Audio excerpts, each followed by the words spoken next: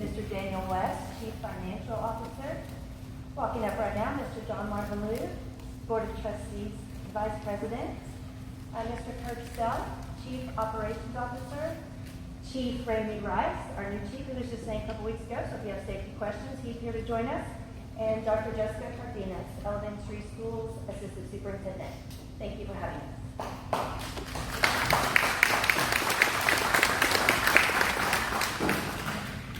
We are gathered here because Pleasant Valley Elementary School is not just a building.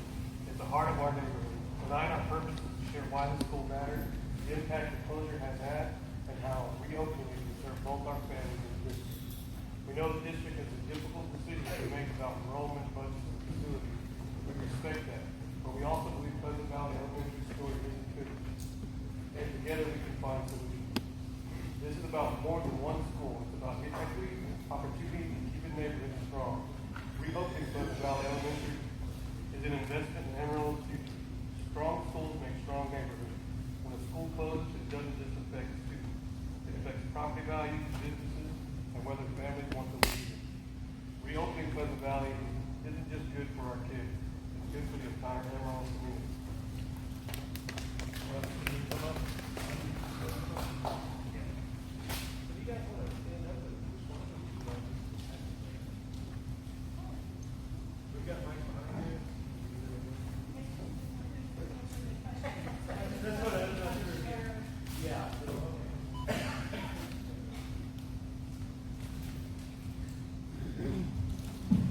Hello? That would work.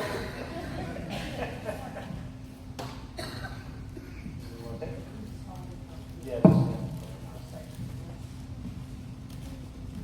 I'm be speaking on behalf of academics and behavior.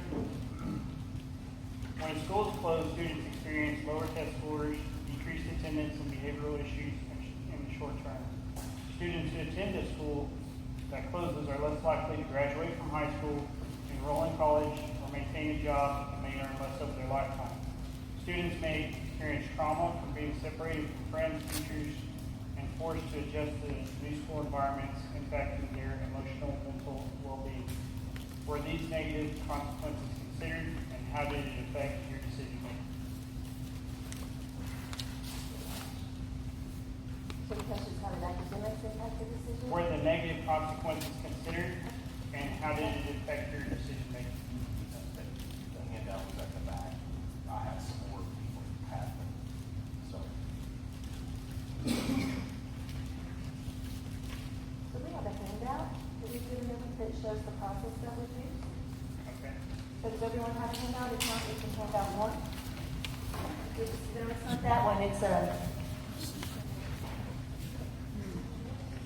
All they say are just public meetings, it doesn't have any impact study information on it.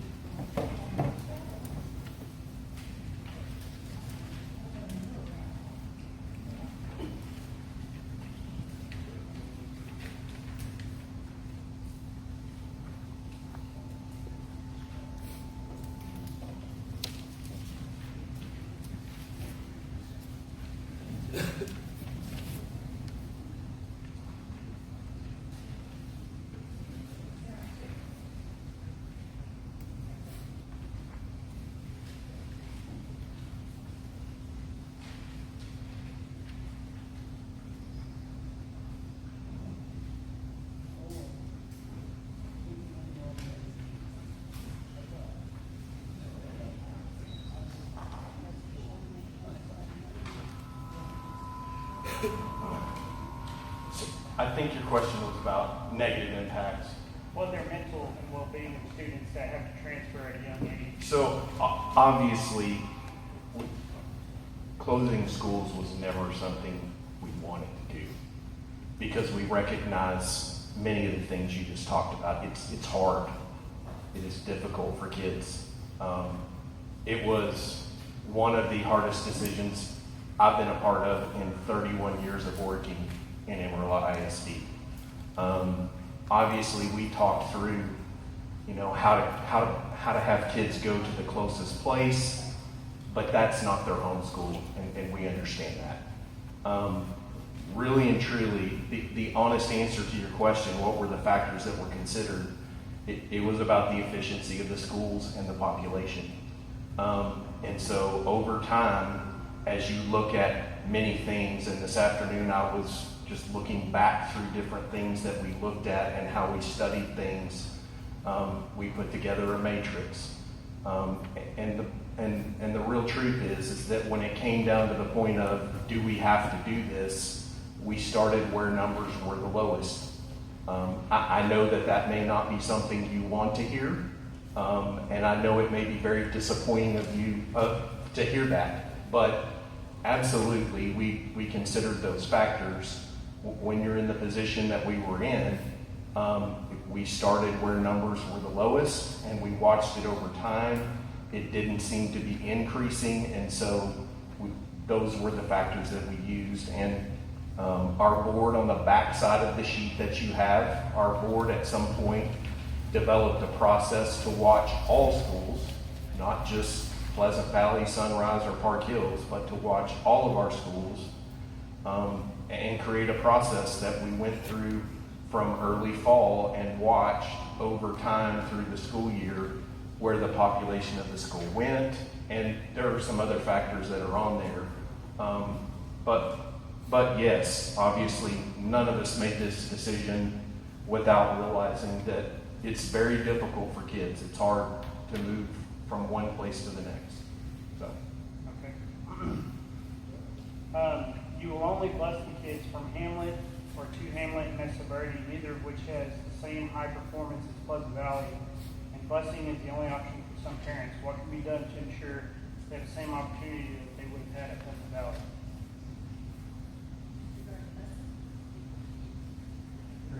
Transportation to lower grade schools compared to what they had here. Yes, ma'am.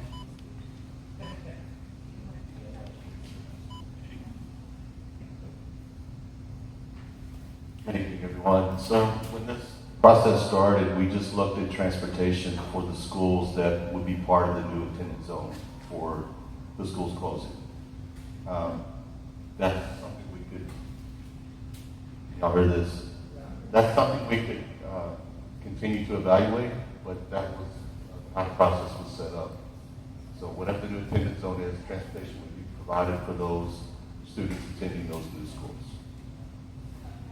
So the students in the school that's performing really high, it doesn't matter what school that they went to, just whatever was closest? Whatever school they were assigned to within the new boundaries. Yes, sir.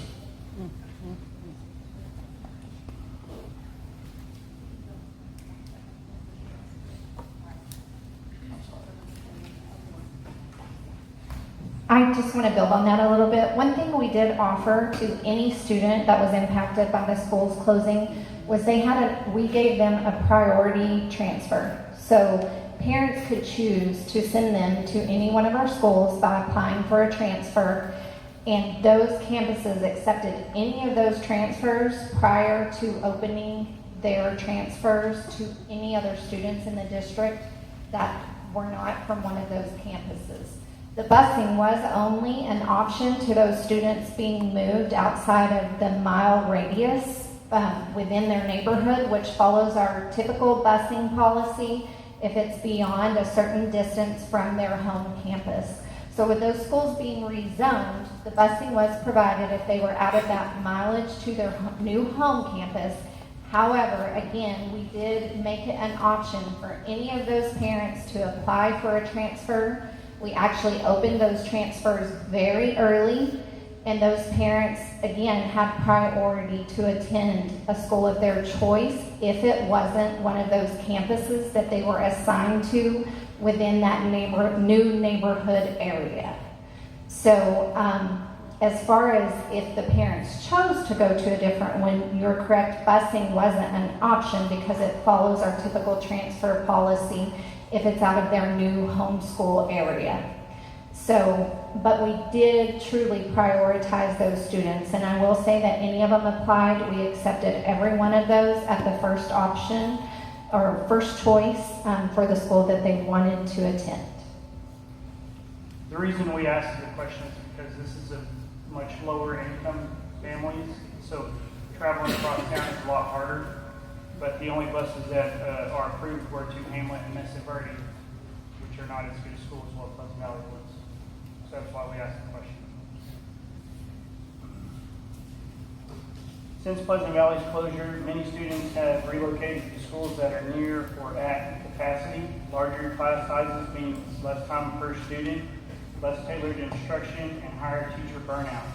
The students of North Amarillo, who mainly already face economic and social barriers, are the ones who benefit the most from smaller class sizes and a neighborhood school model. Wouldn't opening Pleasant Valley directly support their success with smaller classes? Isn't a neighborhood school model a better model for disadvantaged students?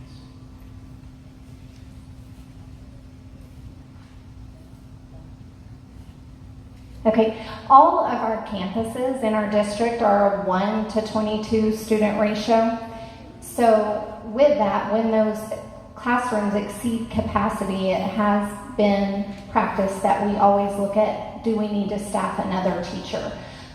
So when considering Pleasant Valley, it truly never had a smaller teacher to student ratio by design. It happened to have a smaller student to teacher ratio due to the limited number of students enrolling. So it did make the class sizes smaller because there were fewer students attending. However, I will say with all the schools that these students have transferred to, those classrooms still do not exceed that 1 to 22 ratio. So the classrooms are still small in nature. You have some districts that you may attend that could have a 1 to 25 student teacher ratio, depending upon what the district sets that as. So we still try to maintain that smaller student to teacher ratio. Just a few days ago, we were at Hamlet as a team observing there, and the classroom sizes are still small. And same with Mesa. They may not be quite as small as what they were in Pleasant Valley, again, but that's not due to a student to teacher ratio increase. It was just the overall enrollment was much smaller at Pleasant Valley, making those class sizes smaller in nature because of that. Thank you for the question about the capacities. As we looked and have looked even in the last week, we only have 5 elementary schools that are at capacity. When you look at all of our elementary schools, overall in elementary across the board, it's at about 77% capacity. So there are schools that are at capacity. Most of them are nowhere near capacity. And again, to follow what Ms. Morgan said, we still have across the board that 1 to 22 wherever they are. Sorry. And then the other thing that I would add is Hello? the other thing that I would add is wherever your kids are, if they are not receiving what they need or they need more, then your teacher, your principal, Mrs. Morgan, Dr. Cardenas, those are things we communicate about. There are kids all over town who need extra help or need something more than what they're receiving. And that's what we've always been about. That's what we continue to be about, is that whatever size classroom that you're in, because of the situation that exists there, if there's more that your child needs, we need to hear that. We want to know that. And we're here to provide that in whatever way that we can. You know, these kids out here, they went to River Road, they had to shut that down because they're completely full. The people out here didn't want to go to Hamlet, or, you know what I mean? You know, that's why that you can't even get the influx that they're on the school. Yeah. There is an influx. and their enrollments have increased. There are some of those kids that went to River Road. We track every one of the kiddos that ended the year with us at Pleasant Valley, so we know where they went. And there are some of them that chose to go to River Road. There are the majority of them, and I have the percentage, I can look it up, have made their way to either Carver, to Hamlet, or to Mesa Verde. And then, as Mrs. Morgan said, there are a number of them that pursued a transfer somewhere else, and we make those a priority. So really, any place that folks wanted to send their kids, we made it a priority. But is it not true that I'm sorry. when y'all did the transfer, when you made the kids a priority for the transfers, it was only allowed for this coming school year, correct? No, ma'am. I mean, once they're there, we will work to accommodate them every year. I mean, there's nothing. I don't think we ever communicated that it was a one-year transfer. So if they've made their way to another school, really anywhere in town, we will continue to make them a priority transfer each year moving forward. I'm sorry. If anybody would like to ask a question, you can come line up, and we're going to open up the podium to you. Just real quick, that makes me really sad because my kids are struggling right now. And Mr. Cardenas had told me that it was for 1 year. Had he told me the correct information, my children would not be out in Highland Park and struggling today. My 9-year-old is struggling and cries all the time for his friends, his teachers, all of them over there. And had I known, had he told me that this would be ongoing, my children would be where their friends are. It's not out there. If you come see us tomorrow, and we will find a place where your kids want it to go. What would you say to the research that says the ratio should be 1 to 15 for students to teachers? Do you have anything to say about that? Do you think that, I'm curious why the Texas Education Agency recommends 22. I'm sorry, I can yell if that makes you feel better. I'd like to back up to the last. Okay, yeah, go ahead. The gentleman asked about the influx. I was curious, and let me say this, I don't think anybody here is even, will begin to say that $100 is what academic school. So that was never been. You are so giving, thank you.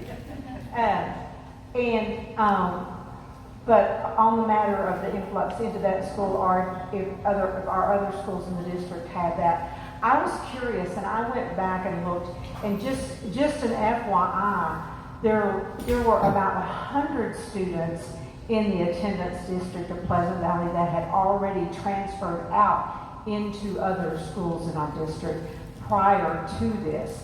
So that's just also something that, and of course it also affected your numbers. But it's a fact that we dealt with as we were looking at these things over almost 2 years, that there was already 100 students. And why, I don't know, because great academics and great school and great staff, but that was just the facts there on that. I was just curious, and so I looked it up.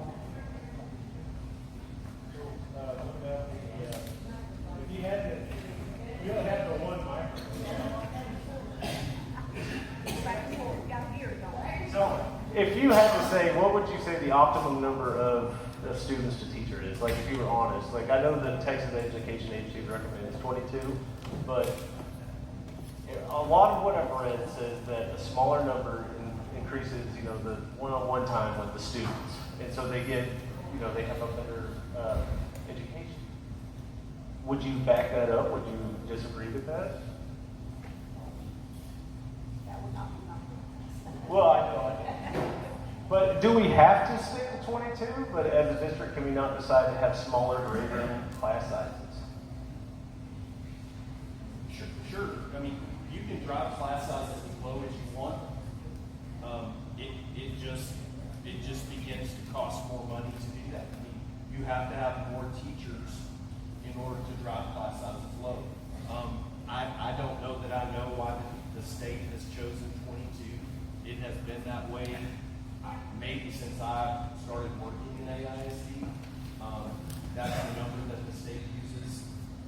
And again, that's the one that we begin to drive every class to K through 4 or pre-K through 4. I will tell you I mean, there is also research on the flip side. There's a researcher highly respected named John Hattie, and he states that class size is not a very it's not the most important thing. It is about the teacher. It is about the relationships that teacher has. It's about the training that teacher receives. A powerful teacher is the most effective thing versus how many kids are in the room. And I will pass to my elementary colleagues. They're probably better versed in it. So you don't think that the A rating for Pleasant Valley Elementary had anything to do with the smaller class? I think the A rating in Pleasant Valley had mostly to do with the fact they had really good teachers. They really did. That's what I I'm not believe. going to argue that. No, they That's did. what I believe. But we had more of a community school, and it was closer bond. And so you're breaking these kids up, and now they're going to these bigger schools, and they're getting less attention. And that very well may be a part as well. That's the feedback we're getting as a group. And so I just, I would argue that. But we would love to have smaller class sizes. We understand you have a budget, but at the same time, There shouldn't be a price on our kids' education.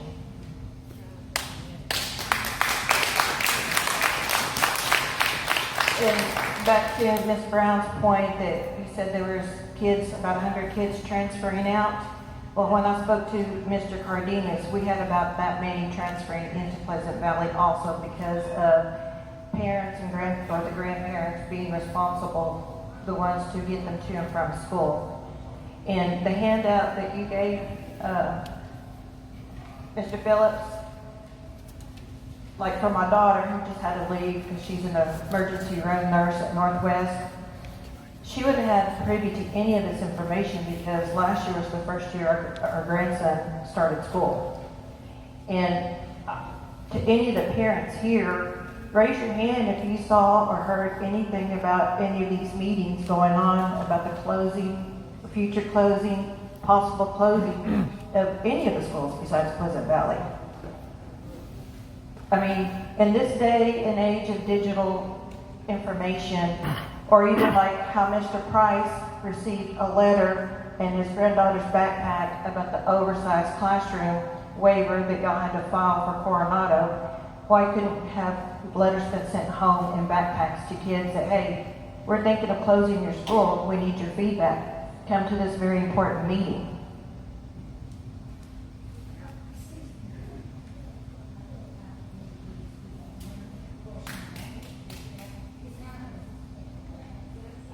Well, we'll get to that in a minute. Okay. So, y'all are sick, go ahead.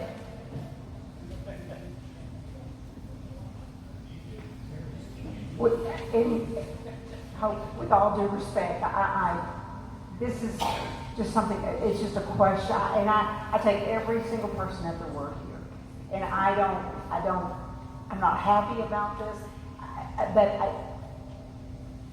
with your question, we had 3 other schools that were under the microscope, and at every meeting that almost every meeting that I can think of during this time, there were representatives there. So the word was out to some degree. I know the night that we announced the schools, I know Sunrise, people who had been in meeting after meeting after meeting and I know that one of the schools went out and actually, I think they kind of recruited people to and they worked hard and they didn't make the list, It was a horrible decision for us. I actually, I went into another room and kind of had a breakdown. It was a hard decision. grew up in a little place called Piney Fork, Kentucky.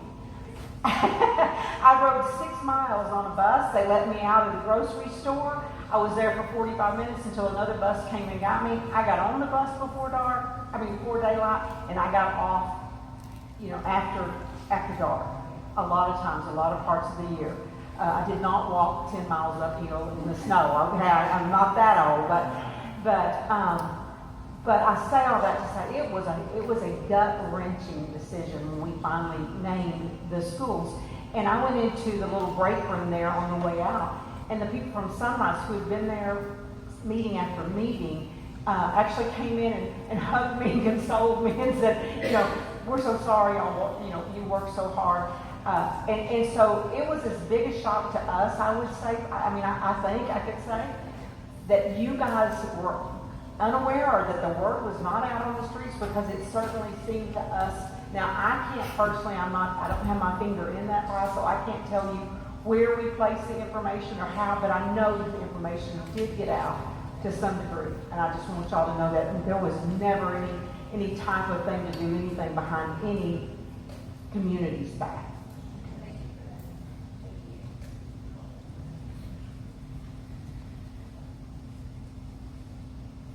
Okay, so the decision was made to close Pleasant Valley Elementary because of low enrollment. So back in December, when the announcement was made, President Corder said, although the Allen 6th grade campus also has enrollment numbers under 250, it was not closed due to enrollment being under 250 since the campus opened. And it wouldn't be good for our students to do that at this time. So why do it to even smaller, more vulnerable kids? Pleasant Valley has never had high numbers. So why, in the end, did Pleasant Valley get closed? I mean, we're out here on the edge of town. We're a small, rural country community township. If we hadn't been annexed, we would be our own township and we would still need our own school. We're not like the inner city schools. We're not close to 34th and Culture and all these businesses and things that, help a community thrive. We're out here on our own. So why was it okay to close our small enrollment class and not like either the 2 6th grade classes that have chosen to stay open? Because for the 100 years that Pleasant Valley's been open, we've never had high numbers. So why did it all of a sudden matter? Hope I would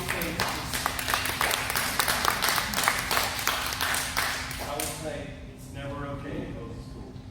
I want you to know that. That's never okay with us. I will tell you that your numbers at Pleasant Valley have been as high as 350, so they've been significantly higher than they were. And unfortunately, and you're right, there were 100 that transferred out. There were probably a number that transferred in. That's something that happens in virtually every school that we have. That's part of the complexity of all this, is that we have a lot of kids that their parents are making the choice that they want to make for them as a parent. And I didn't do it at elementary school, but at middle school, I transferred my kids because I wanted them to go to a place that I believe was the right place for them to go. And so that happens a lot. The statement you read from Mr. Corder, in middle school, so the 6th grade campuses were built or created to create a very small environment for 6th grade kids because of that transition year to middle school. But aren't the primary years of a child's learning more important? They are, and I'm not going to argue that one is any less complex than the other. But those were intended for that purpose, and there is a complexity at 6th grade, just like there is with younger kids, and not that either one of them are any less complex, and so there's just a different complexity there at the middle school level, and I don't think any of us, as we made that decision, said that we would never do that. It's just at the time we didn't choose to do that. And then also Pleasant Valley Elementary was a Title I school, as well as Sunrise and Park Hills. So now you're losing 3 sources of funding. With AISD budgetary problem, was that really a good idea? I'll let Daniel answer this.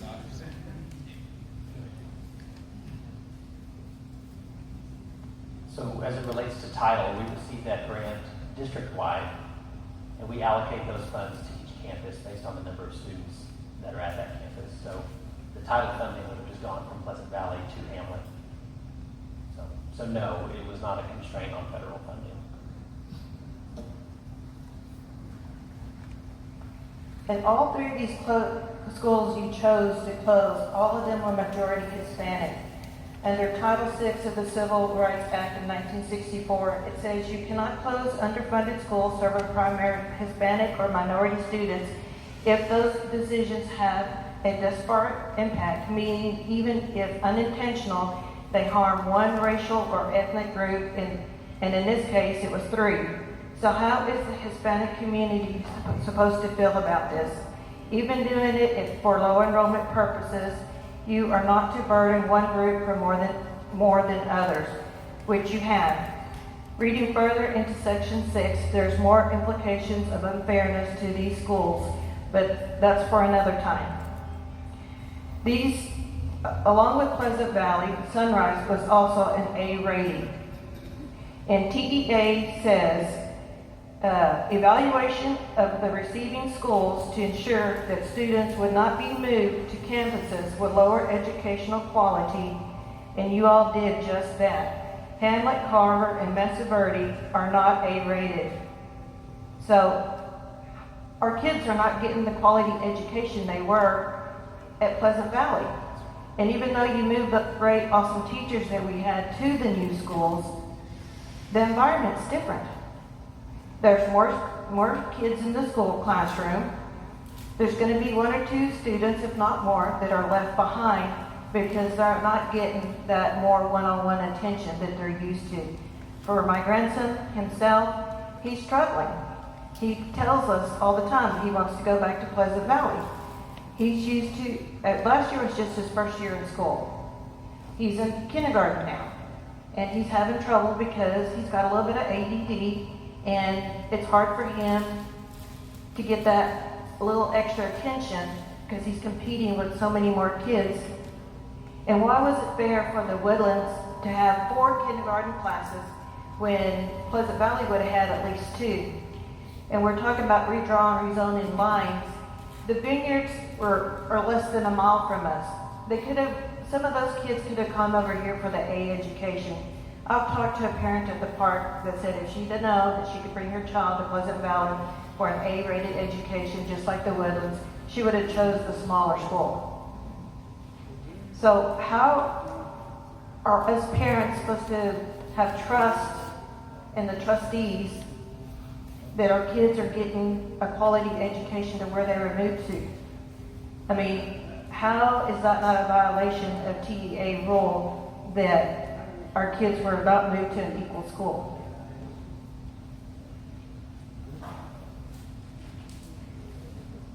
I'm not aware of any TEA rule that they have to be moved to a school that has the same rating. And again, any of your kids who aren't getting what they need, we need to know about that. And we're here to help provide that.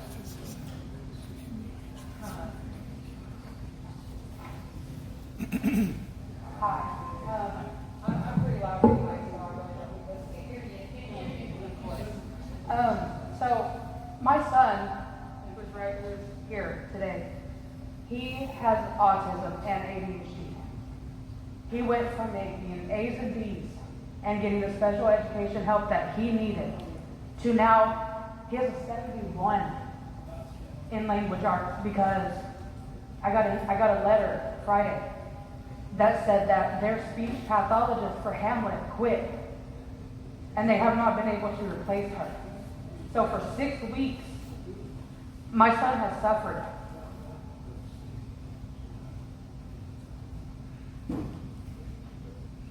Why? So, again, I don't know the circumstance about the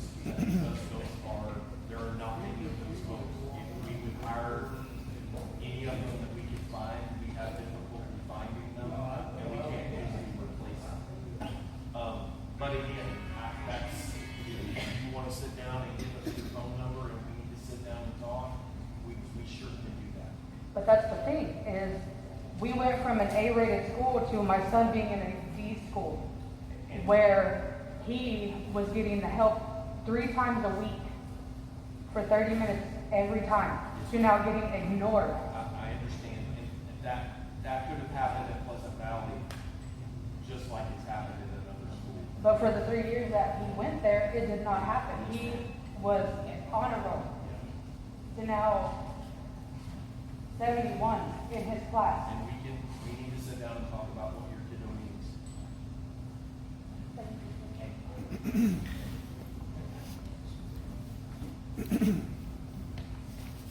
I have a question about, you keep saying that 1 to 22 ratio. When I taught, it was only 1 to 2 ratio, K through second. Have they changed that to 3rd, 4th, and 5th now? When? It used to be only K through second had a 1 to 2 ratio, because I taught.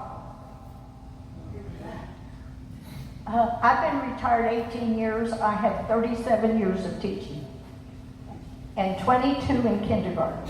So I know 1 to 22 ratio and 22 kids in kindergarten, when the last 10 years I taught kindergarten was really 1st grade. 1 to 22 is too big. And so my question is, do y'all know for sure that the 1 to 22 ratio goes on up to 3rd, 4th, and 5th in elementary? When did they change that? It is up to 1 to 22? It just goes K through 4th now? Okay, that's my first question. And 22 5-year-olds.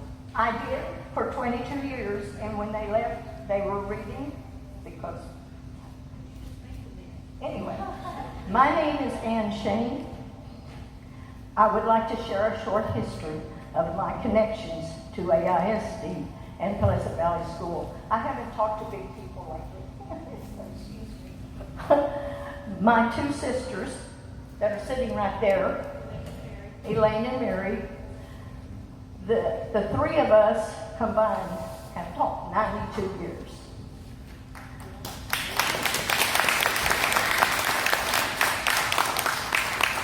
We are 6th generation teachers. My daughter is the 7th teaching children in Japan. My grandson has his degree in education, so now he is our 8th generation. My husband helped develop the CVAE program, which I do not think exists anymore, which was coordinating vocational and academics. He helped develop that program for the state of Texas. He designed the automotive shop at Amarillo High, because when he taught, he was at the old Polk Street Amarillo High. He was there when the building burned. My mother and her parents moved to Amarillo in 1929 to teach, and they lived in Pleasant Valley. My grandmother Conrad and her sister were some of the first teachers in Amarillo who were allowed to teach and be married. Between my grandmother and my grandfather, they taught for 96 years in Oklahoma and Texas. My aunt went to Pleasant Valley in 1929. My mother taught in Pleasant Valley in the late 50s and into the 60s. My youngest sister went to PV, as well as my children, a niece, 2 great-nephews, and a great-great-nephew that Hope was talking about, who is now going to the Woodlands. So the trip to school is 12 miles a day instead of 2 miles. At one time, AISD had a philosophy that stated, we do what's best for all children, and it was on the report card. So my question now is, are you doing what is best for the children in the Pleasant Valley community by closing the school and sending them to other schools that do not have an A rating, which that A rating is very important because of TEA. And that's my question. The philosophy was, you do best for all children. Are you doing best for all children in the Pleasant Valley community?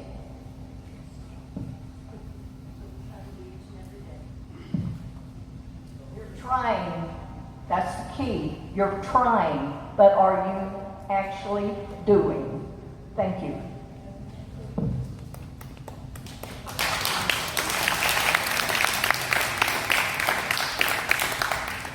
Hello, folks. My name is Gerald Owens. I went to Pleasant Valley School in 1958. My wife was taught Pleasant Valley School. Our children went to Pleasant Valley School. So we've been out here in the valley for a long time. The valley, for some reason, seems to be the stepchild for Amarillo. Now, that's neither here nor there for y'all's purposes. But my question is, why did we not take in the vineyards in the Amarillo Public School District and put those students in our school rather than let them go to Bushland or wherever it is they're going? Why did we not include them in Pleasant Valley? They're a mile away or less. Why? I don't know that I know the answer to that. That was a boundary that was drawn before I worked at the central office, and I don't know why that But was. you already moved the boundaries when you redrew them to send our kids other places. Why did you not bring the vineyards over to Pleasant Valley? So the vineyard, if we would have done that, there were 30 kids there. So, That would have brought us. and it would have helped your numbers. It would have helped your numbers. It would not, again, if you ended the school year at 180 something students, it wouldn't have, it still was in a range where it was one of the lower enrollments. But you're right, there were 30 kids there, but there were 33 elementary kids. There's more than 33 kids there, but there were 33 elementary kids. And I don't know where all those kids And go. bus our students from this A school over to an A school in the vineyards. You can bring buses over and take our kids there. You're welcome to transfer them there. No, we're not, because they have quotas. I tried to transfer some of my kids in my family. Okay, we're a generation of Pleasant Valley. You're talking about prior to. We didn't have any letter about prior to. We had none of this notification. None. Okay, I'm just trying to understand. I know, but we had no notification. The last I heard was that December that said there will be no changes. And then the next thing we hear is, okay, your school's been selected to close down. So why at that point, we didn't receive a letter. We never received any notification. And then when we tried to find another school to put our students in, we tried other schools that were close to other family members. Avondale said, no, we're full. Woodland said, no, we're full. They are now going across I-40.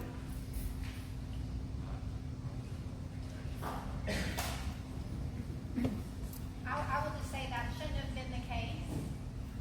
In any of those, I would like to say I was aware of that situation. Unfortunately, no. But any of our parents that had any trouble getting into the school that they chose to enroll in, we worked through that with those families. So I apologize that we didn't have knowledge of it, but we would have definitely helped in those individual situations if that I was just the got case. interested in why, from what I understand, how many of y'all received notice about any of these meetings here after that December when we were told, no, schools will be closed? Okay, and on the timeline, the only thing that I hear what you're saying, the announcement that there would be no closures and the announcement of a consolidation and closure, those were about a year apart. I know that, but there was no. Yeah, that there were, so it was announced that there would be no closures that school year. And then about a year later, somewhere in that range. But I was reading this, and you said on here that, what in the world is no box created?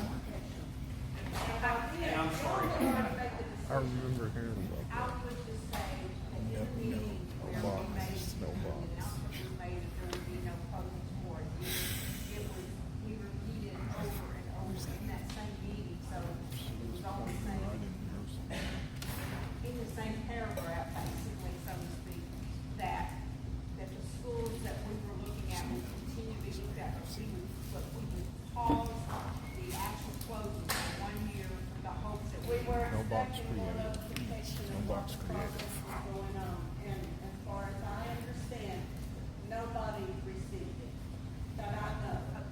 And I'm just saying, in the meeting, where the information went out on that there would be no closing that year, it was also Was that an open meeting or a closed meeting? this piece of paper that you have here, I was that just it thinking- gives you what the criteria would be. I That was, I understand. believe, if my memory serves me correctly, that was the same meeting where the other information was. I think what she's saying, they expected to have a note go with over the students, because so few people get the newspaper or even watch the local news to know about the meetings that you're talking about. Right. And It I'm had to go through to every child, should have taken a note home to explain it. And I appreciate what you're saying, and I don't have an answer on that, but I can say that whoever told you that decision was made at that night, they should have, the same information. I understood that the process was Ma'am. completed, but there was no, further contact is what I was heard.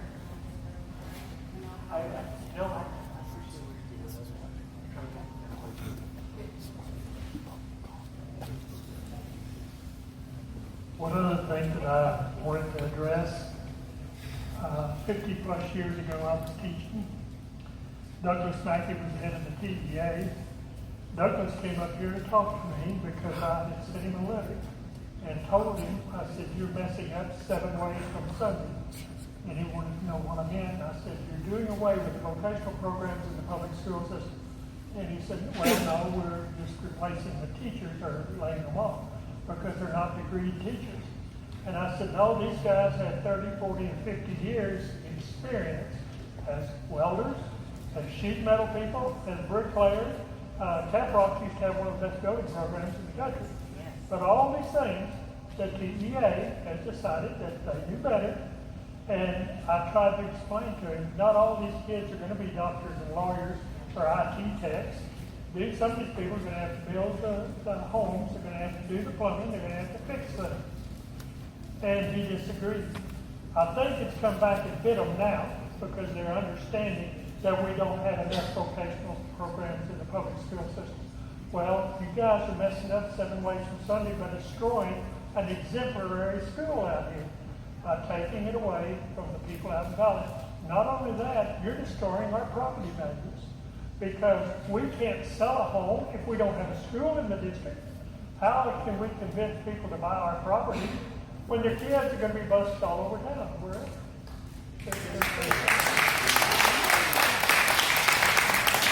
That is true. There's several studies that show that property values drop when you close a school. So that's something that we're going to have to bear. It's also going to affect AISD's revenue long term. It's especially in North Amarillo.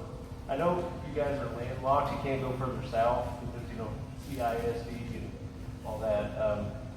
I feel like if you invested in North Amarillo, it would come back in spades. If that makes sense. If that means you have to carry a school for a little bit longer with a little bit under 22, you should do that. Because you're going to remember that you closed your school. And it's really hard when people come to buy a house, the first thing they want to see is how it's school. What are we supposed to say? It's not fair to us.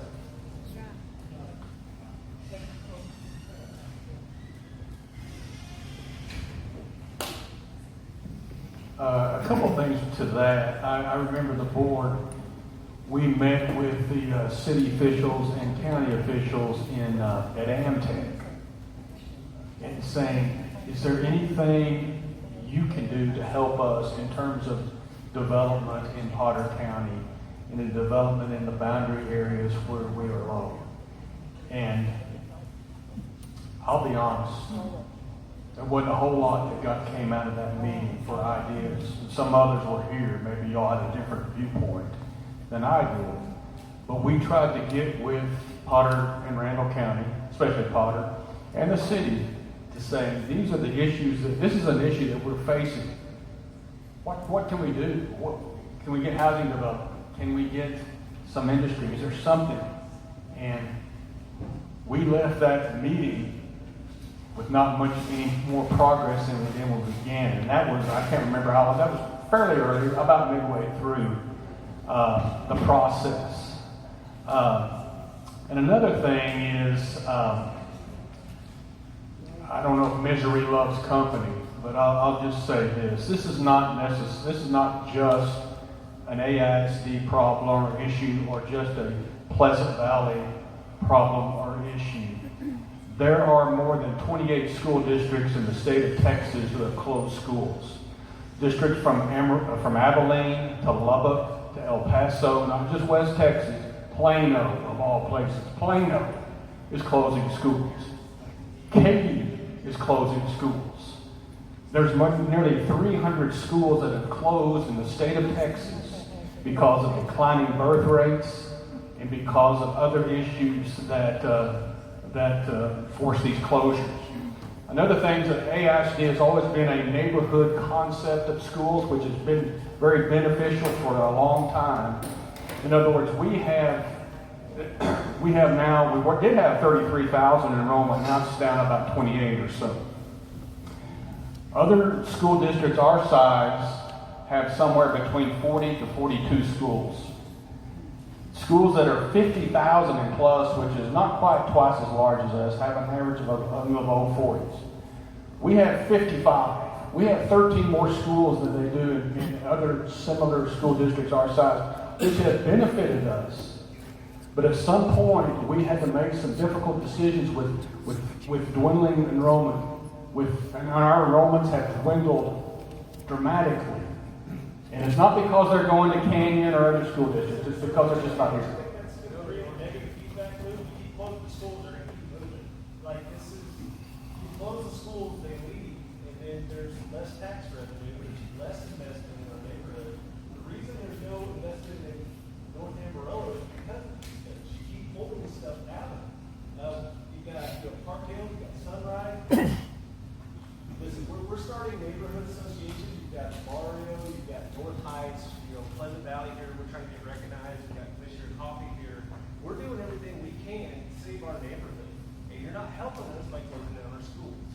It makes it really hard on us. And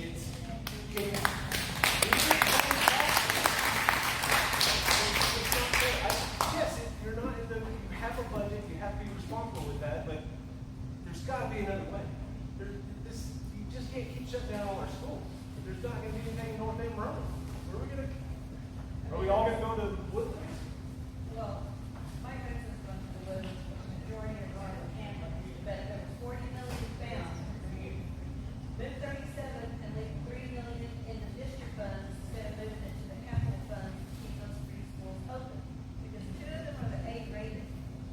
You only got 6 schools this past year that were in the A box. What are you going to have next year? You barely got an 83B this year. What do you think you're going to have next year when the ratings come out? Yes, you still have all the great teachers, but they're not in the same teaching environment that they were used to being in. So, what do you think the ratings are going to be next year? Why can't you say, take 3 million back out and reopen the 8 schools next year? Open them back up. Is that a possibility? I'm sorry. I mean, we wholeheartedly believe that Pleasant Valley can thrive again. That's why we're doing this revitalization group. It's not for our health, it has to be.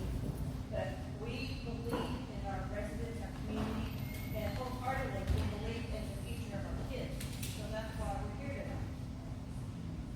You're ready to come back to Pleasant Valley Elementary. Because the Woodlands, I've had some of the crosswalk people say it's the most dangerous intersection of schools, of all the schools that they've worked at. So, yes, our grandson will most definitely come back to Pleasant Valley. I'm gonna pass this off to Daniel real quick, but I wanna put something to rest here, okay?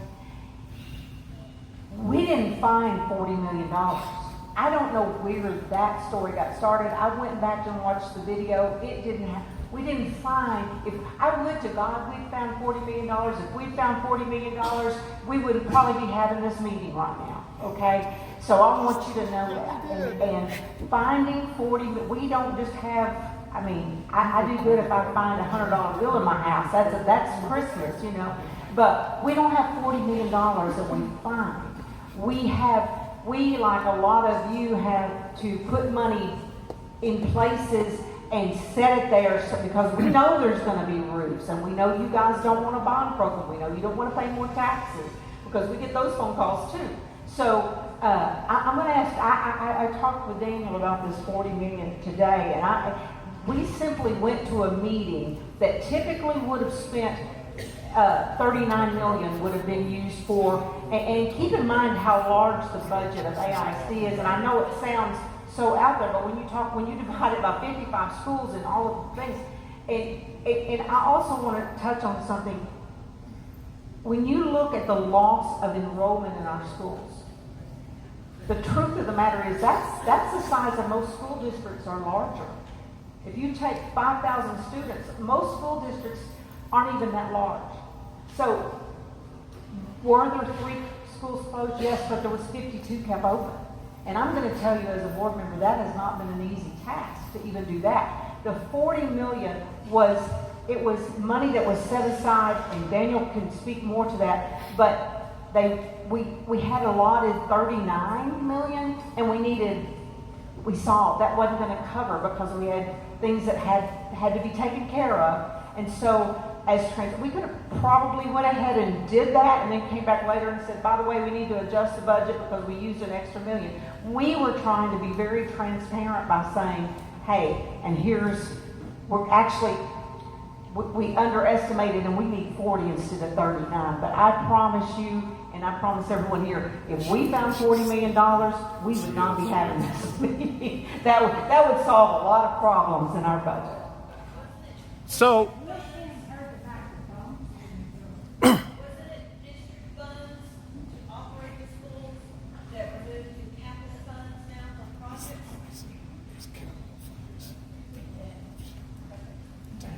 operations.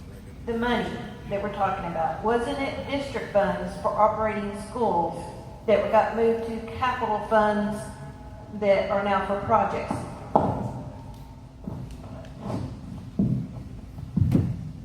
Okay, so on the $40 million that's been discussed, this one, the $40 million came from a thing called fund balance. And the fund balance is from the beginning of time when AISD was started to now, that's the additional money that's left in the general account that's called fund balance, correct? Okay. So, with that $40 million gone that was transferred, there's $148 million left. Now, I know that sounds like a lot of money. It's a lot of money to me. But when you consider the fact that our budget every year is roughly $280 million, that's only 6 months worth of operating. And it's really important for everybody to understand that that $148 million that's left after the $40 million that's transferred, say we had a major economic downturn, like it's totally possible that we could, something that's equal to or worse than what we had in 2008, because I think a lot of people in this room remember that. If we had something like that, that means that we would only have 6 months worth of operating expenses left for the school districts in Amarillo. So, even though it sounds like a lot of money, that $40 million that was transferred, we've got $40 million worth of bad roofs that need to be replaced. And all of that $40 million that was transferred over there, it can't even begin to take care of the roofs because we've got other things that it requires too. So I've asked a lot of questions about that to actually understand that $40 million, but the $40 million was never found. It actually was in fund balance, but that's the kind of thing that's still there in case we do have an economic downturn or something. And it's coming. Don't get me wrong, folks, it's coming. So that's one thing that you have to do. As you said something about this gentleman right here, he said something about plumbing and all of that kind of stuff. You know, I really liked it back at the time that I was going to school, where they had all these little departments, and the middle schools, there were junior high schools then, but then high schools where you could go ahead and take carpentry and metal trades and stuff like that. And back the year that I graduated, which was 1992, that was the last year that a bunch of those things actually existed in the high schools, and they moved that out. So we've gone from 1992 until AMTech was set up to where we didn't have anything like that in the schools. Well, and even though it's not ideal, I mean, because ideal to me would be to have them in the in the middle schools and the high schools. At least we do have something where we're trying to put back to the kids and give them the opportunity to go ahead and learn some things. Let me clarify for all of you here why we are upset.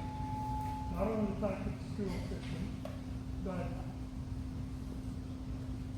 I had the same conversation with the city commission. Had the same conversation with the assistant city manager. The reason Pleasant Valley is so upset, and we have Jessica on with me, is because when you took us in the city, we were given a contract that you would provide us city utilities and everything else within 2 years. I still do not have water. I still do not have sewer. I still do not have natural gas, and I pay my city taxes just like everybody else. I asked every one of them for the last 25 years, why? We're not developing that area. Still, if you go up and down the streets up here, there's no curbs and gutters. We still get a drainage fee every month. I can get an 83-cent bill for about 4 well house in the middle of a pasture. I get an 83-cent a month bill. I have 6 months at a time where I don't waste the stamp more than the bill is. But that's why so many folks out here are upset. We just keep getting pushed to the back and pushed to the back and pushed to the back. And his exact words, and this has been 3 months ago, we're not developing that area. Well, they're bringing in a solar system out here when they need the power in southwest Amarillo. We don't need it here. They're going to set wells out there that's going to suck the rest of the water. Sir, we appreciate you, but we're trying to focus on our But this is why everybody. I understand your frustration, but we're trying to get everybody through here. I'm sorry. One question about the I roofs. would like to say this. He's completely right on a lot of things. But at the end of the day, you know, it's really important that everybody understands. And I pushed so that we can have this meeting. And I think that a bunch of people are probably mad at me that I asked for it. but We appreciate you, Tom. No, We appreciate all of you coming out. thank you. But I'm not trying to take any credit for this. But what I am saying is that credit goes up and down. So, but what I am saying is that we face the same kind of problems that I think Commissioner Coffey back there will agree to. And that's we face declining population. And so when you start talking about facing declining population, it's just like we had a meeting, well, I'm going to put a pin in it there, but we had a meeting last week where we, some people zoomed in there on the board, but we had a meeting last week, and Memphis, Texas was one of the school districts that was one of the people that was presenting at that meeting. They closed a school in Memphis, Texas, if you can believe that. And their student population is around 350 students. So, and they had to close the school. So I'm not saying that I don't want Pleasant Valley back open. I would like to see Pleasant Valley back open. But I'm saying that we have to know that it's entirely possible that at some point, if we had some kind of a catastrophic downturn, it might not just be about Pleasant Valley. It might be the kind of thing where we might not have any school period. So that's one of the things that people need to be aware of, is the fact that, you you've got a budget that runs $280 million, and over 80% of that is staff, and then only out of the taxes that are collected in the whole area that's AISD, out of all those taxes that are collected, when you look at the ad valorem tax bill, if you pull out your tax bill, 50% of it is school district. And I think everybody will agree to that. Then you start looking at the amount of the school budget that covers. It only covers 20% of it. 76% of it comes from the state. So, I mean, we've got some real problems, but it's not just with AISD, it's with all the taxing entities. And we're trying to provide services to everybody. All of the taxing entities are trying to provide services to everybody, but it's just amazing that there's enough money to go around. So, you know, as you move forward, know that it's not like we all thought it was, but we're trying to do everything that we can for the kids in the district, because at the end of the day, it's all about kids. One quick question back to the roofs that you're talking about that need to be repaired. Were any of y'all here when that $100 million bond got passed? Wasn't that supposed to be to fix all the roofs and the problems that the schools had? And now Austin Middle School is still falling in the ground. So where did that $100 million get spent at? Were any of y'all here then? I was not here. You're talking about 2017? Yes. Yes, all of that got spent. But did it get spent to fix roofs?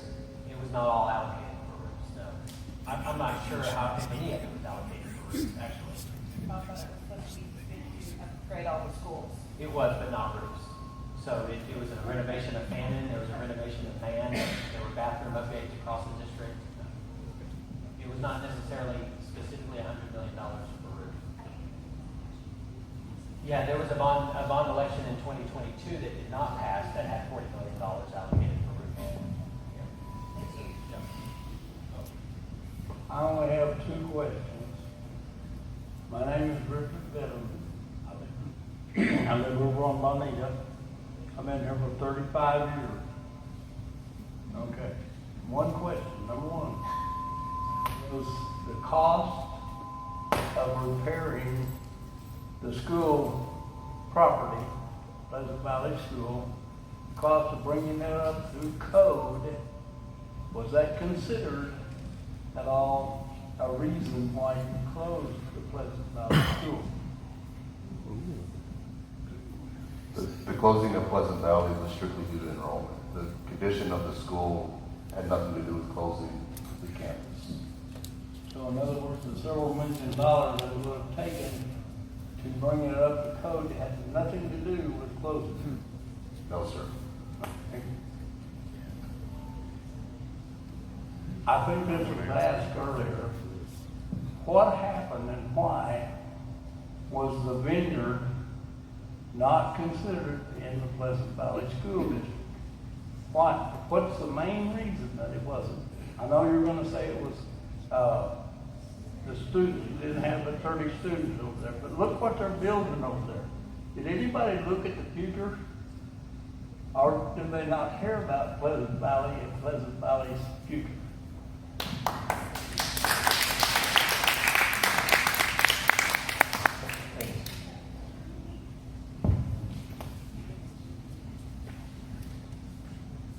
I would just like to say thank you to all of you for coming out. We've badgered you now for probably a year. I've been at the podium at the school district board meetings. I've asked some hard questions. So we appreciate you coming out. I would probably venture to say that most of you probably were not on the board that made this decision. Some of you were, most of you weren't. I'm just going to talk about this for just a second, and then I'm going to move on to one other item. But your first bullet point on here says in 2023 that you had a roundtable with community leaders. Okay, I'm not sure who the community leaders are in this district. I'm not one of those community leaders for Pleasant Valley. I actually live in the River Road district, but North Side is dear to my heart. I'm a North Side. I was raised on the North Side, and I graduated from Cal Durham. Okay. I give back to the Northside sector young ladies for volleyball, so I am very familiar with Northside. But I would like to know, when you have these roundtables, who are you looking at for your community leaders? That's a charge I would give to you, is to pick your community leaders that are here in this room. I think one of them would be Hope, and maybe some of the people on the board meeting for Pleasant Valley. But there has to be a plan in place to talk to the community about how do we reopen Pleasant Valley. We've talked about closing it now for a year and a half. How do we plan to reopen? Is there a committee that can be set up out here that you could have quarterly meetings with, that you could have, 6-month meetings with, a year meeting with? Let's look at population. How many kiddos do you have coming from Pleasant Valley to the other school districts? I know in board meetings you can't speak back when we ask the questions. I think it's a little skewed when it's done that way. I would encourage you to go to Bushland and see how they run their board meetings. When we were in Bushland and we talked in Bushland, we asked our questions at the front. They had their meetings, and then at the end they could give public comment if it was something that they could give public comment on. So it ran a little bit different. I think it just gives a little bit more feel good than you guys sitting up on the podium and saying, I can't speak to you. Today was the first time I had heard that there were 100 kids that transferred out of Pleasant Valley. That's a huge difference when you talk about 100 kids going out. So, how many kids come in? Do you have that number? I mean, I know you can't answer these questions, but I will get that. Yeah, I'm just giving you maybe some of the thoughts that you can help the community with. Is how do we revitalize the school? How do we get the school back open? Do you make it a charter school like Harvard? It's A-rated. There's a reason why it was A-rated. It was your teachers. You're going to track those kids that came from Pleasant Valley. You're going to track their scores so that the parents can see what they're doing in the different schools. The Woodlands is just a hop, skip, and a jump. It's just throwing a rock over there. Okay, so if you build another school, do you build it for 4th, 5th, and 6th? I mean, I don't think you're going to build another school, but could you take some of those kids and bring them back for the charter, for pre-K, kindergarten, and first? So is there a way to talk about a plan to move forward instead of talking about what you did? Because what you did is already done. Let's figure out a plan to go forward. As a North Side, standing up, saying that I am passionate about the North Side, I am passionate about the North Side. And this is as far as north and east as I could go where I live, but I would commit to being on a committee with AISD to talk about how do we move forward with education for the North Side sector. And that's Pleasant Valley, that is Hamlin, that is Park Hills, that is Mesa Verde. My name is LaVonda Mosley.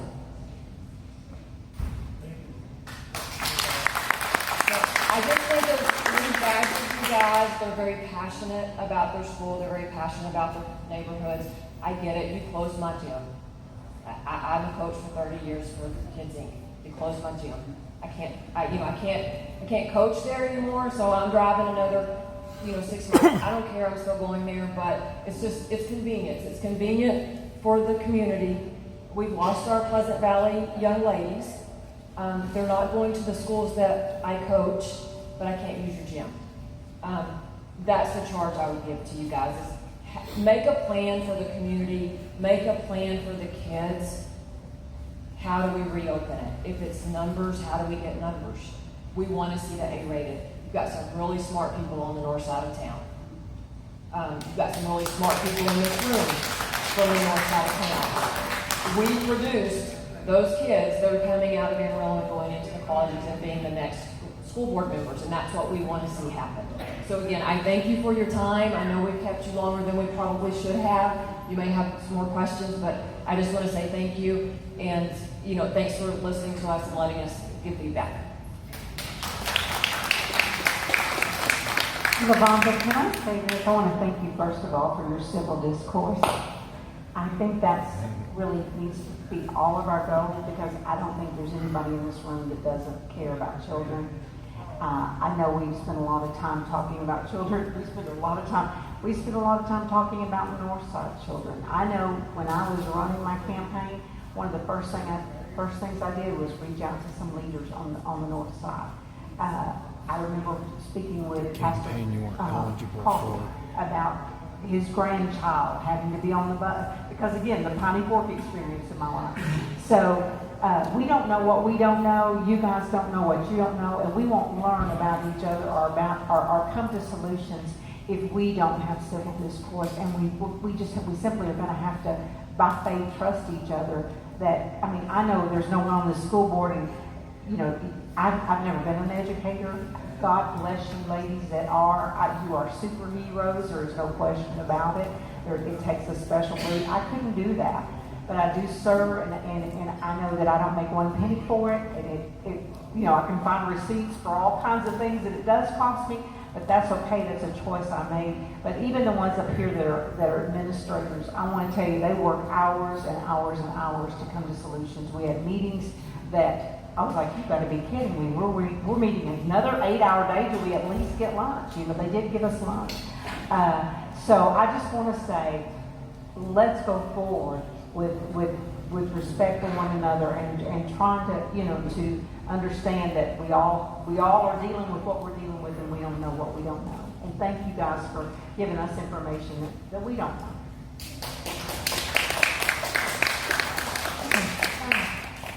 So he wanted to come up here and say something. So as I said earlier about the special education program, my son has literally got lost in the crowd at Hamlet because of so many students that have came in. At Pleasant Valley, it was one-on-one what he needed. And now he doesn't even get the special education help that he does need. I have the letter at my house that says that he has not gotten his special education help in 6 weeks. And it's been detrimental to him. And I know everybody, you know, has a soft spot for their kids. But this one, as any parent, I would do insane things for my kid. I kind of look that part anyways. But he's getting lost in a school that doesn't seem to care about him or his needs. He's getting picked on. He's getting bullied. He never experienced that at Pleasant Valley because he has an IEP. He's getting picked on for it. And that's not fair.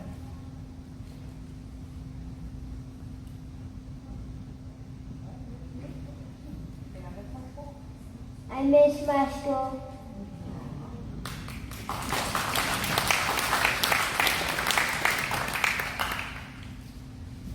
Hi, y'all. My name is Michelle.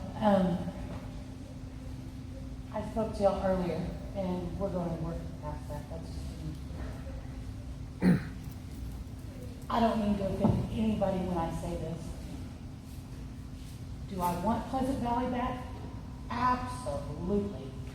That school's been there for years. In my opinion, y'all should have brought the kids to us instead of taking our children elsewhere. But what's done is done. Do I think it's going to change? No. So my question is, as a business owner, because I own Gypsy's Ice Castle, it's little, it's family, it's, you know, seasonal, but not just mine. There's many around here. The Pizza Planet, all of these little things that we have out here because we're neglected out here. And nobody can say that we're not, because we are always put on the back burner out here. The barrio, they've got all of their stuff updated and stuff, but what do we get? We get a school closure. We pay taxes just like everybody else, and our tax money goes to the schools. And what do we get? A school closure.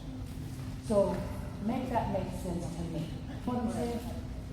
And these little family businesses, we take a hit too, you know? And not only do our children miss their schools, as this one said, our children are paying the ultimate price for it. Again, had I known had I been told the truth of the transfer, my children would not have been to Highland Park. My son, he has speech, you know, and he struggles. He struggles. He is like, we don't want to get into that because that's a whole new topic. But he misses them. He misses the teachers. He misses everybody. He even misses Mr. D. I mean, my God, do y'all all know Mr. D from Pleasant Valley from the school? The janitor. Y'all know her? Yes. He misses that man. I mean, we're going from teachers all the way to everybody. So all I ask is, what do y'all plan on doing? We don't have a school out here any longer. What do you plan on doing with that building? Is it just going to stand there and look like crap? You know, because we don't get anything. So, or do y'all plan on doing something with that building? That beautiful building? What is y'all's plans for it? And how long? Good question. Are we ready to move forward? Okay, so let's talk about next steps. So some ideas that we've talked about. We have partnerships with the Maverick Club. No. So again, the idea is the funding. So how do we form partnerships that we can apply for grants, that we can apply for some financial assistance that would allow us to open a program in the closed campuses? So the Maverick Club has after-school programs that they offer. They want to do a summer. So we've looked at opportunities with them, some grant opportunities. The city wants to use the gyms, correct, Mr. Sell? So we have people that have approached us about certain usage of the building. So all of these things are some things we would consider. And I love the idea of having community committees. We do need your voice. We need the voices of all the district so that everyone is represented, all the different clusters. Let's have a conversation. So moving forward, as we make these decisions, we will be more intentional and deliberate about announcing the committee meetings and inviting people to come. Because that is our goal moving forward. It does take us all. It takes a village, it takes the community to educate our kids and to do every day what's best for our kids, and that is our goal. Thank y'all for being here. I just have a question, just a show of hands. How many of you have a child that was affected by the school closings? Okay. I'm responsible, we're responsible. No, your child, your child. We're responsible for 28,000 kids. Your child. And This is very personal. Your child. How many of you have a grandchild that was affected? I do understand that. But Right now in this world, our communities are the most important thing. We're disenfranchised. We're being pushed out. These kids have nowhere to go. They don't have the friends growing up. I just got back from a trip with friends that I've had since we went to Pleasant Valley. That was over 50 years ago.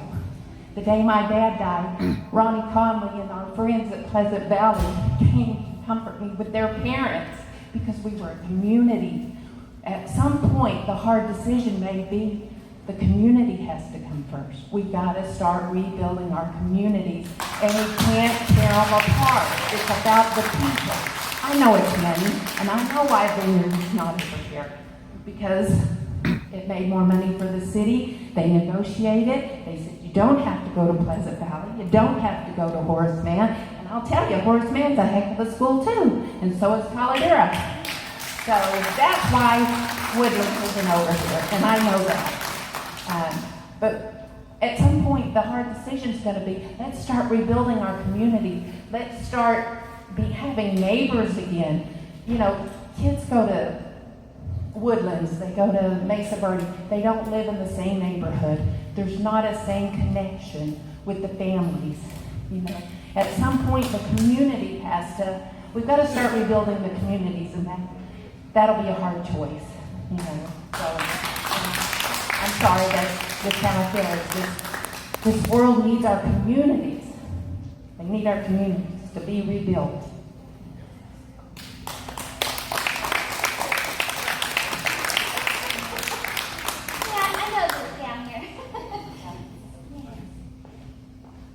I know her. You know each other for years. Anyway, there is a lot of good that's come from out here, like Frank's Plumbing House Hand Company. My daddy and my mom started that 60-something years ago. I worked for my brother Richard out here for 24 years. I've been retired for 13. Work harder now than ever. But anyways, I love it out here. I delight in telling everybody that I live in Pleasant Valley in Amarillo, Texas. Even on a phone call, you know, like if you're dealing with AT&T or something, I'll say, hey, and I'll be sure to let that be known. And I go further. I live at the center of the angels in Pleasant Valley. It's Central and Angelus is angel in Latin. So I'm just thrilled to be out here. I love it. All my family is out here, my two brothers and my mom. And anyways, I wanted to tell you what I do know about the vineyards. My brother Richard had the initial first phase on that dirt work. And at the time we said George Chapman had negotiated in all the city to get that deal going and get the premium price for the money for the land, that had to be negotiated that the school would be the Woodlands. And George Chapman was hopeful and even impressed on the people. He was going to work as hard as he could to get them a high school too. So that's all I know about that. And thank y'all for coming. We enjoyed you guys. It was nice that everybody gets together and get to.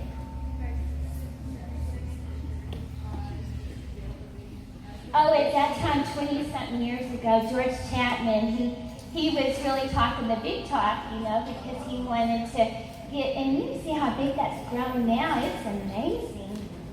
But that's all I know about that. It was set at that time to draw the people in, because evidently, even at that time, Woodlands was much more perceived as desirable than Pleasant Valley. So, there we go.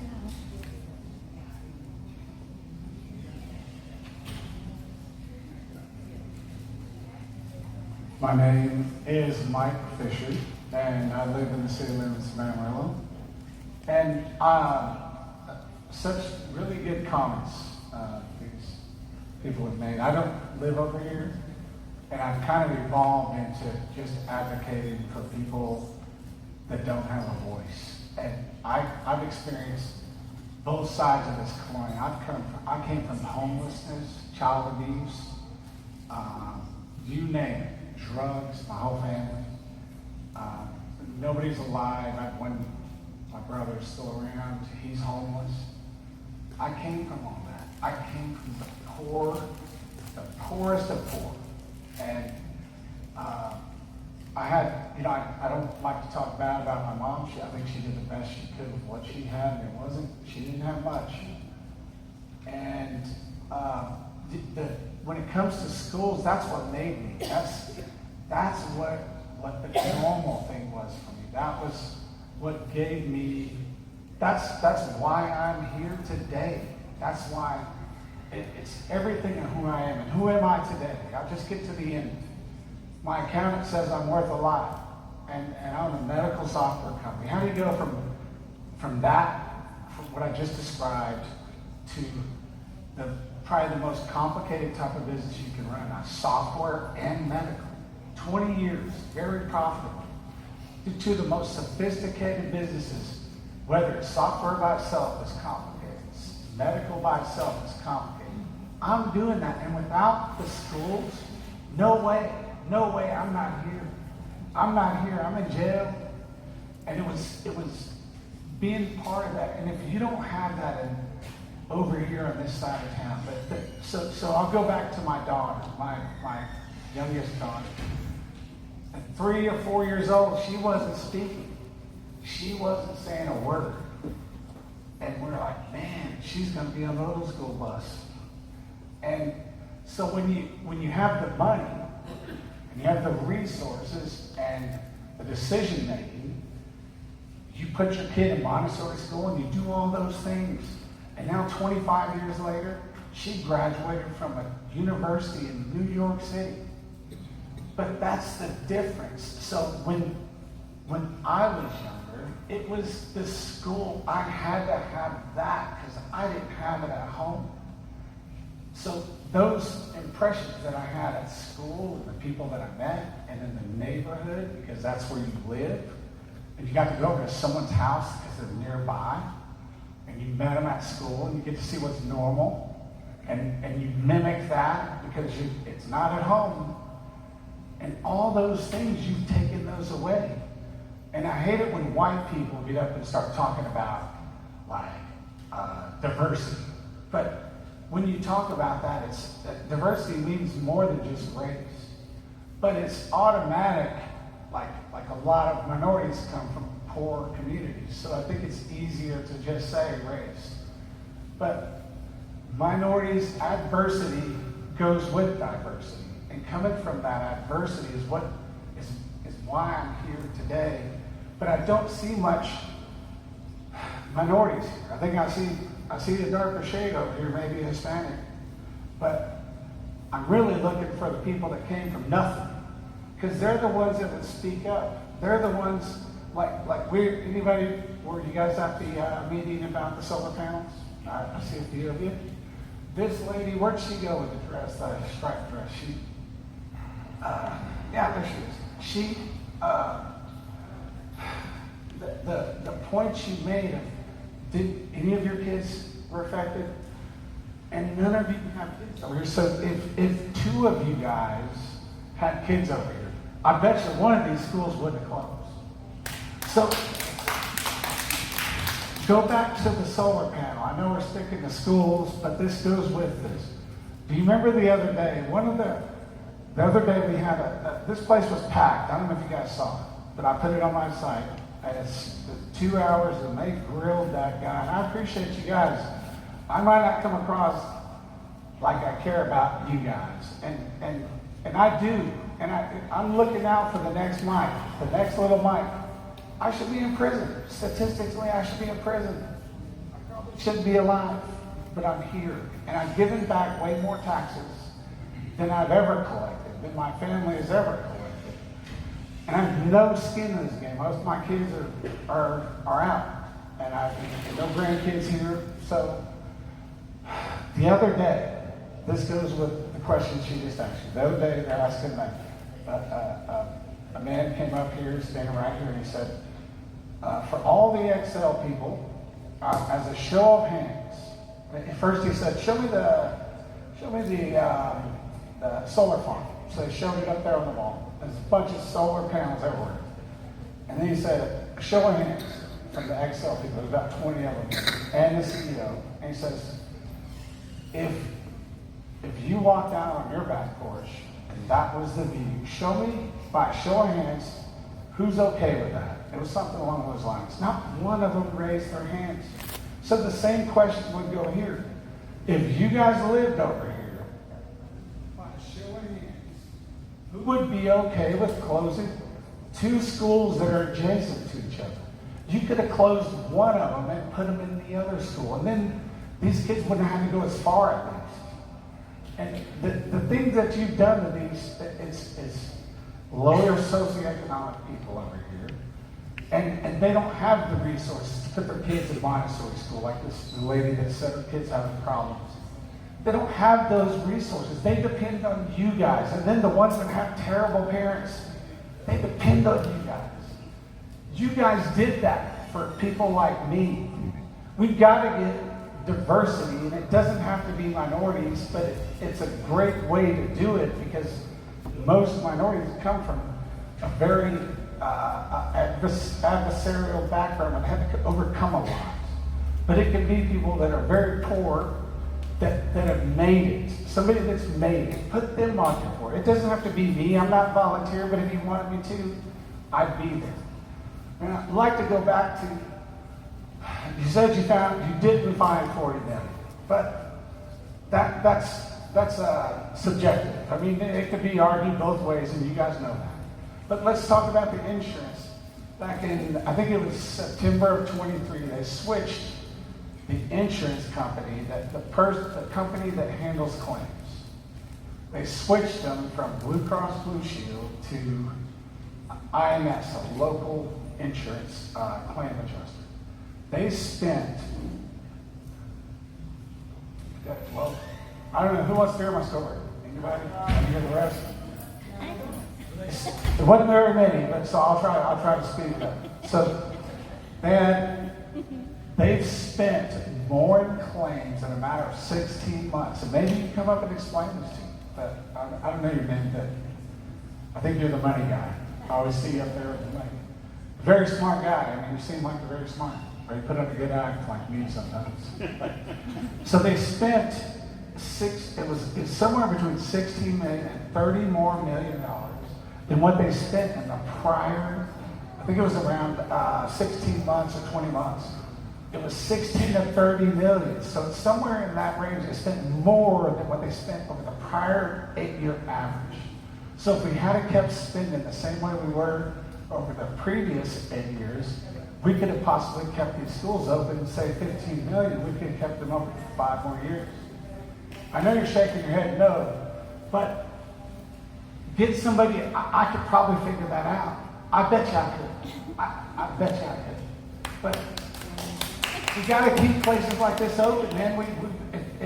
It's more, even if you don't care about this side of town, keeping people out of prison and keeping people out from carjacking your cars and doing whatever it is to you guys, that's important. So what you guys did for me, I mean, as a school when I was younger, I'm not doing that. I'm not doing what my brother did. He spent more like time in jail than out of jail his entire life. So what you guys have done as a whole, as a school, public schools have done, I thank you for that. And I thank for what you guys do. And I know I probably don't come across that way, but I really appreciate your drive, and I hope you're here for that reason. Because if you're not, you probably should find another career. Thank you.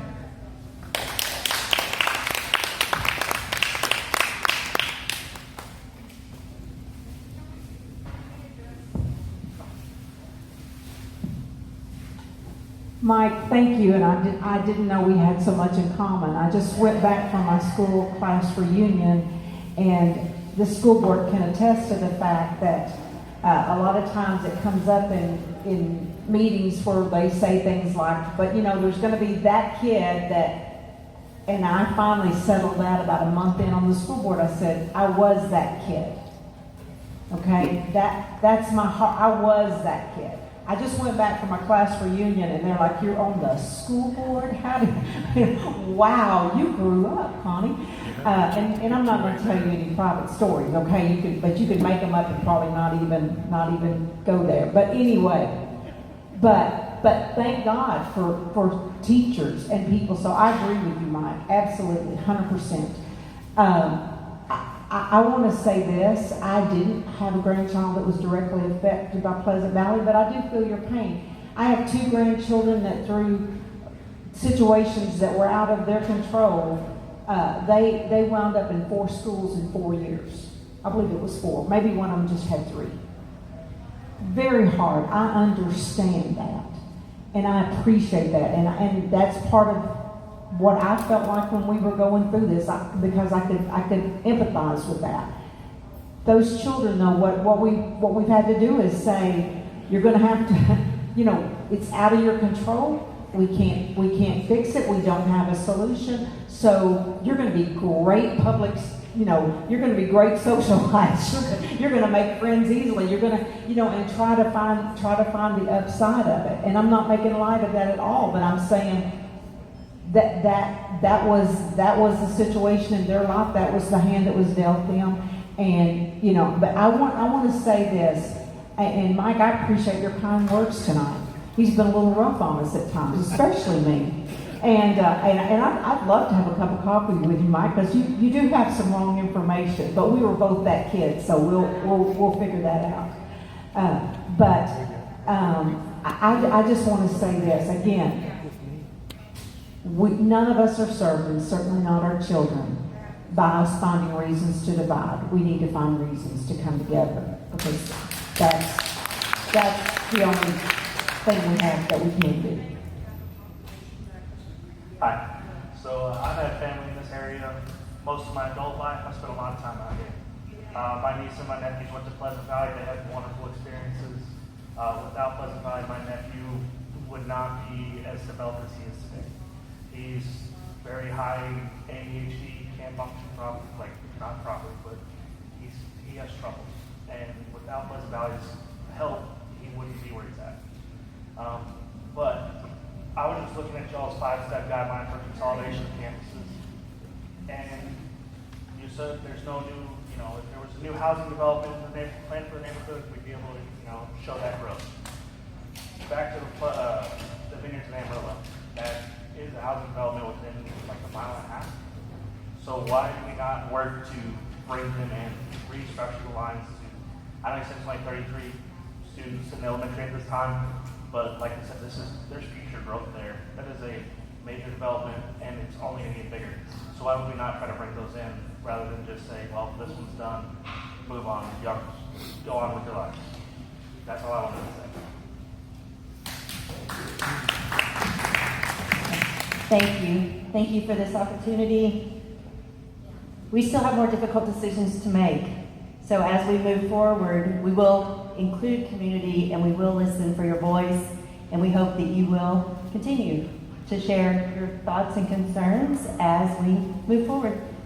Thank you.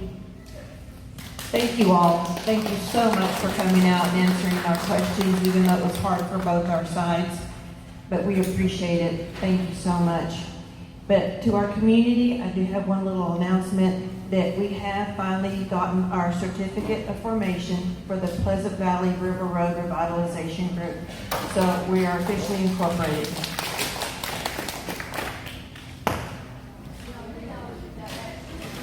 All right, guys, I'm going to cut it off right there. Thanks for watching this video, everybody.